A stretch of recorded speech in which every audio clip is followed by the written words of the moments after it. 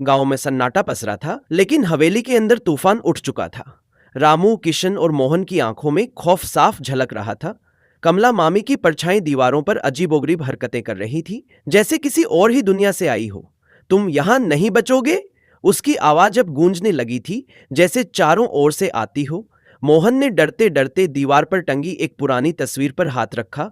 तस्वीर धूल से ढकी थी, लेकिन उसमें कुछ ऐसा था जिसने उसके रोंगटे खड़े कर दिए। एक आदमी की आंखें खून से लथपथ थी और उसके गले में फांसी का फंदा झूल रहा था। तभी हवेली के फर्श से खून की मोटी धाराएं निकलने लगीं। वे तीनों घुटनों के बल गिर पड़े। खून उबल रहा था, उसमें से निकलती चीखें हवेली को और भयावह बना रही थीं।